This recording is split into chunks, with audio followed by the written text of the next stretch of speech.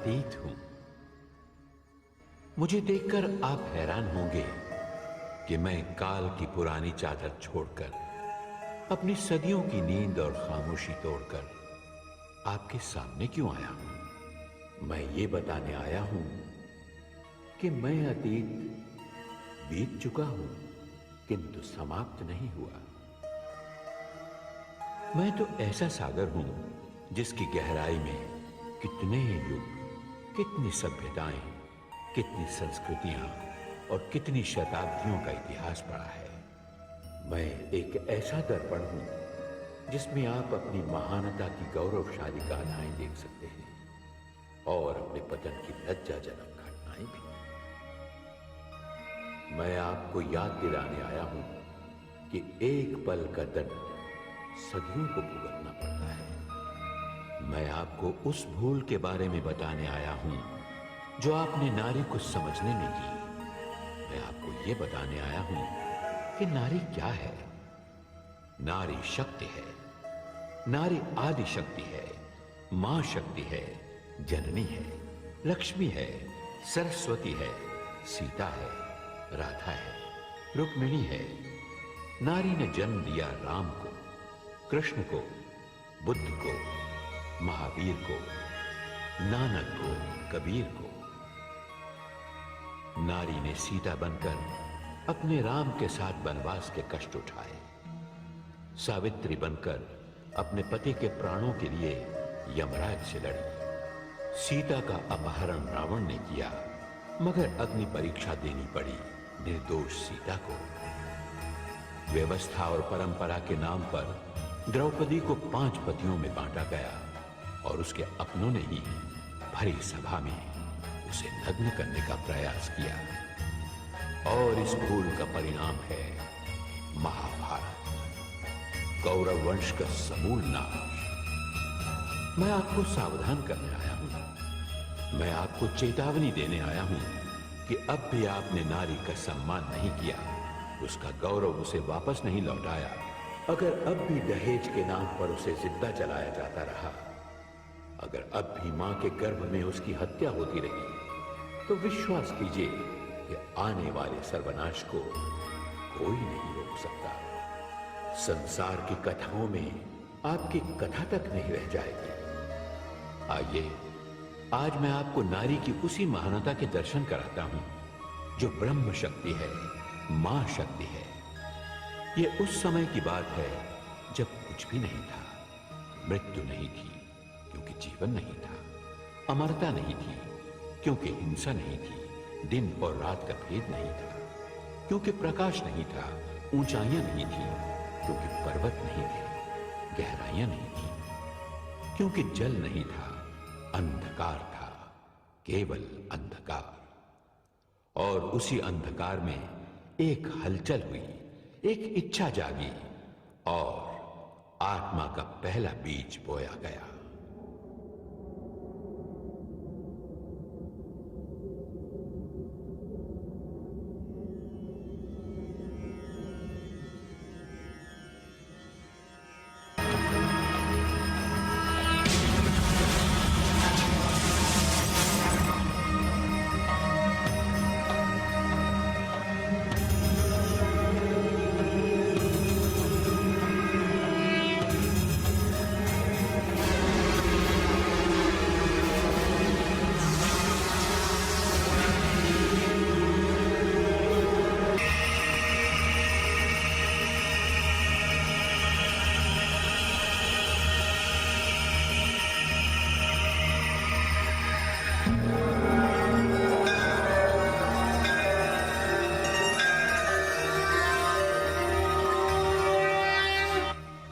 मैं शक्ति हूं, ब्रह्म की शक्ति। ब्रह्म निराकार है, मैं उसकी साकार शक्ति हूं। जिस प्रकार प्रकाश ना हो तो लौ का कोई अस्तित्व नहीं होता, उसी प्रकार मेरे बिना ब्रह्म का कोई अस्तित्व नहीं। ब्रह्म लौ है, मैं प्रकाश हूं। ब्रह्म पुरुष है, मैं प्रकृति हूं। संसार में जो भी दृष्टि से नहीं देखा जा सकता वो ब्रह्म है, और जो भी दिखाई देता है वो मैं हूं। ब्रह्म की श्रेष्ठता भी मेरे समक्ष नतमस्तक होती है, क्योंकि मैं प्रकृति हूं, मैं नारी हूं। जन्म देने की शक्ति केवल मुझ में है, इसलिए मैं मां हूं, मां शक्ति। ब्रह्मांड मेरी रचना है, आकाश मेरा मस्तक है, धरती मेरा मध्य भाग है, तथा पाताल मेरे चरण। इसीलिए सारी सृष्टि में केवल मैं हूं। मेरी ही इच्छा से शिशु माता के गर्भ में आता है, मैं ही उस शिशु में प्राण डालती हूं। मेरी ही कृपा से वो श्वास लेता है, और जब वो इस धरती पर आता है और अपने नेत्र खोलता है तो देखने की शक्ति भी मैं ही उसे देती हूं, क्योंकि नेत्रों में ज्योति भी मैं ही हूं। मैं अपनी इच्छा से एक से अनेक बनती हूं, और जिस दिन मेरी इच्छा होती है मैं सारी सृष्टि को समेट लेती हूं।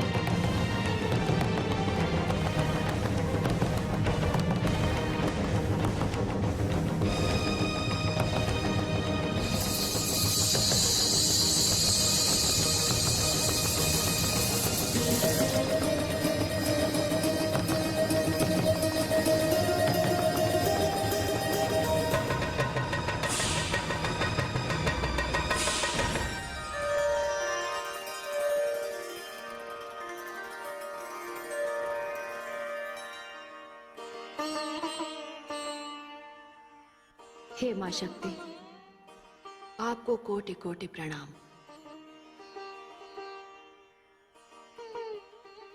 आपने मुझे अस्तित्व दिया, मेरी रचना की, रूप और आकार दिया। अब आप मुझे परिचय भी प्रदान कीजिए। हे कंचन वर्णे, आप महालक्ष्मी हैं। आप ऐश्वर्य, वैभव, धन एवं संपत्ति की देवी हैं। हे आदिशक्ति, मुझे भी बताइए कि मैं कौन हूं, मेरी रचना का कारण क्या है। हे गौरवर्णे, आप महासरस्वती हैं। विद्या, बुद्धि, ज्ञान और कला आपके अधीन हैं।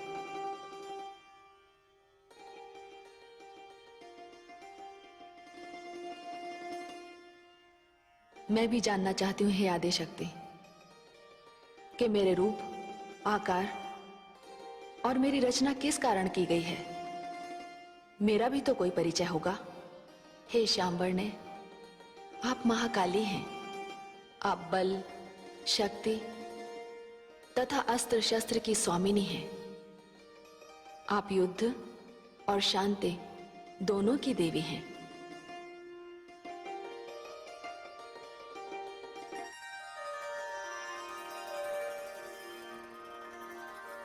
हे महादेवियों, मैंने आपका परिचय तो दे दिया,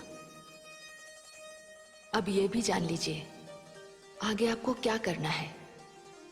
आप तीनों प्रकृति स्वरूपा हैं। प्रकृति अर्थात शक्ति। ब्रह्म पुरुष है। पुरुष और नारी के सहयोग के बिना सृष्टि की रचना असंभव है। अब आप रचना का कार्य आरंभ कीजिए।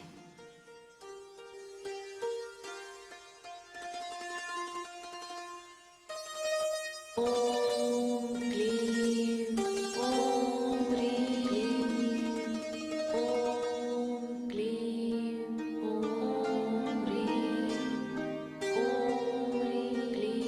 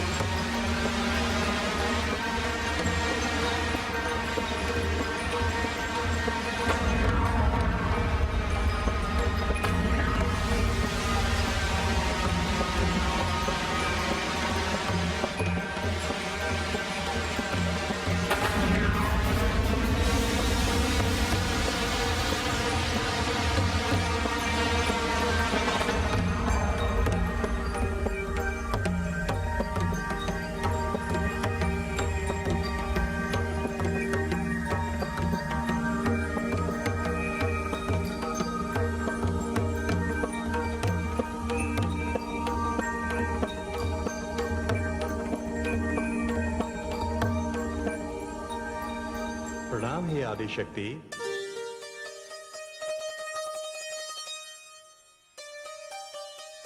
हे आदिशक्ति, आपने मेरी रचना की, मुझे अस्तित्व दिया, अब मुझे परिचय भी प्रदान कीजिए। आप ब्रह्मा हैं, आप सृष्टि के रचयिता हैं। आपको सृष्टि की रचना करनी है।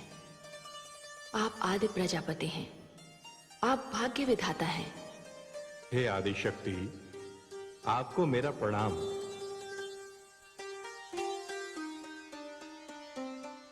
प्रणाम हे आदिशक्ति। मुझे भी बताइए कि मैं कौन हूं, मेरा परिचय क्या है और मेरी रचना का उद्देश्य क्या है। आप विष्णु हैं, आप सृष्टि के पालन करता है। आप ब्रह्मा की रची हुई सृष्टि का पालन करेंगे और उसकी रक्षा करेंगे।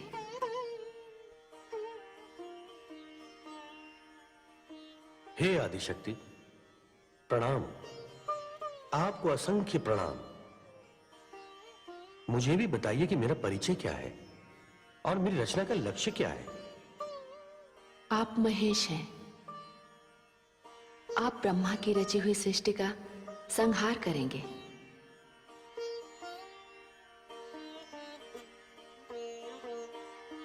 हे देवो, जिस प्रकार पुष्प सुगंध के बिना, दीपक ज्योति के बिना और तन आत्मा के बिना अधूरा है, उसी प्रकार पुरुष प्रकृति अर्थात नारी के बिना अधूरा है।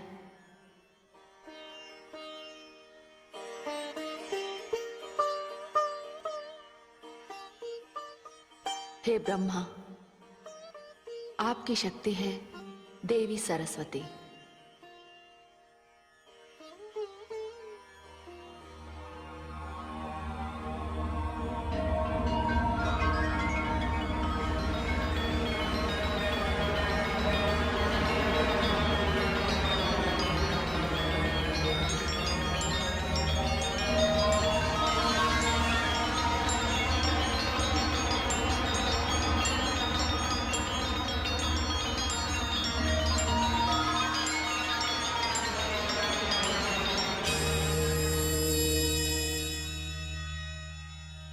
हे विष्णु, आपकी सहधर्मिणी है, आपकी शक्ति है देवी लक्ष्मी।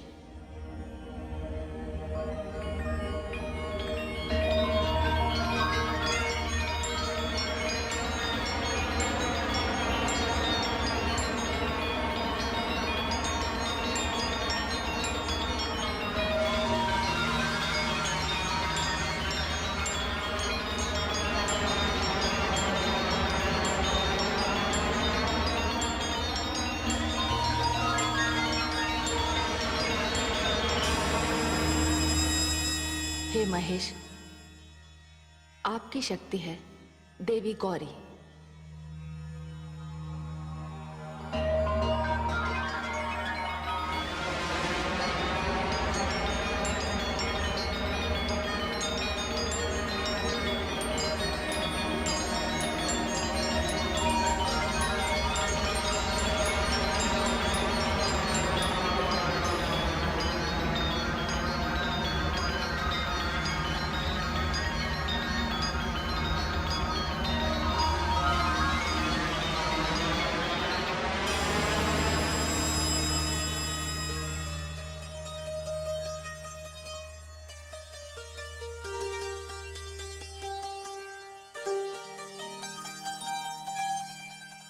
सत्य तो ये है कि हम सब एक ही शक्ति के भिन्न भिन्न अंश हैं, किंतु साधारण प्राणी के भ्रम के निवारण के लिए हमने अलग अलग रूप धारण किए हैं। हम में कोई अंतर नहीं।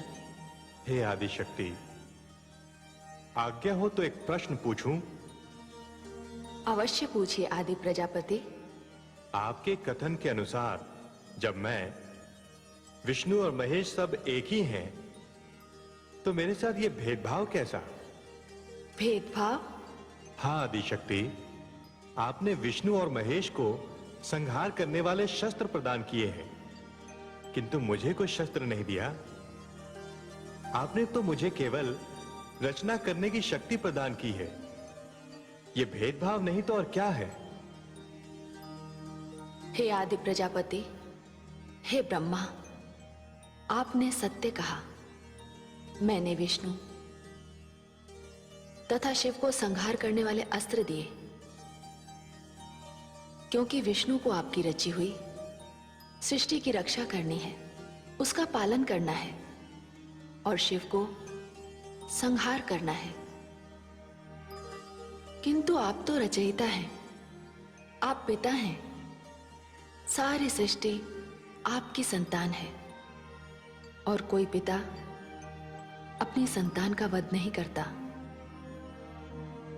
फिर आपको शस्त्र की क्या आवश्यकता है? हे आदि शक्ति, यह सत्य है कि सारी सृष्टि मेरी संतान है। मैं पिता हूं, और कोई भी पिता किसी भी परिस्थिति में अपनी संतान का वध नहीं करता। किंतु हे आदि शक्ति, यदि किसी दिन संतान ने अपने पिता के वध का प्रयास किया, तो उस समय मैं किसकी ओर देखूंगा? मेरी रक्षा कौन करेगा? विष्णु। आपकी रक्षा विष्णु करेंगे। इसका विभाग मैंने विष्णु को दिया है। किंतु इतना आपको अवश्य बता दूं कि आप जब भी इच्छा करेंगे तब किसी भी अस्त्र का निर्माण कर सकते हैं, किंतु आपको उस अस्त्र का प्रयोग करने का कभी अवसर नहीं मिलेगा। और जब अस्त्र बन जाता है तो उसका प्रयोग अवश्य होता है, जो विनाशकारी होता है। आपने यदि कभी ब्रह्मास्त्र बनाया तो उसका प्रयोग अवश्य होगा। इसीलिए अस्त्र और शस्त्र बनाने वालों को, उनके निर्माताओं को इस ओर ध्यान देना होगा कि रक्षा के नाम पर जब भी घातक अस्त्रों के भंडार लगेंगे, वे केवल दूसरों का ही नहीं, अपने ही निर्माण करने वालों को विनाश की अग्नि में झोंक देंगे, क्योंकि अस्त्र की आंखें नहीं होती। ये शत्रु और मित्र में अंतर नहीं करते, क्योंकि इनका तो लक्ष्य ही केवल विनाश है। हे आदि शक्ति, आपने सत्य कहा। आपके इस विचार का मैं सदैव ध्यान रखूंगा। मैं सदैव निर्माण की बात ही सोचूंगा। विनाश की भावना को कभी अपने हृदय में नहीं आने दूंगा। यदि सारा संसार इसी भावना का पालन करता रहा तो प्रलय से पहले सृष्टि का विनाश कभी नहीं होगा। हे प्रजापति, हे विष्णु, हे महेश, प्रकृति और पुरुष की व्यवस्था इसीलिए प्रारंभ की गई है, और अब संसार में यही व्यवस्था चलेगी। समस्त जड़ अथवा चेतन की जोड़ियां होंगी। चाहिए आप सब मिलकर सृष्टि की रचना का क्रम आरंभ कीजिए। जो आज्ञा आदि शक्ति।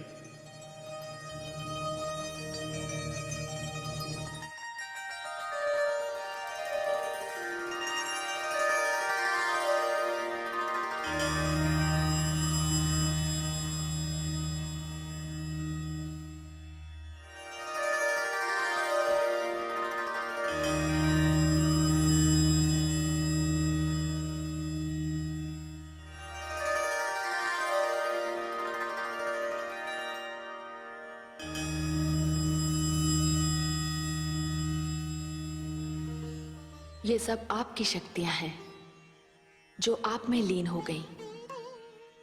ये सदैव आपके साथ रहेंगी, और आप जब चाहेंगे ये प्रकट हो जाएंगी।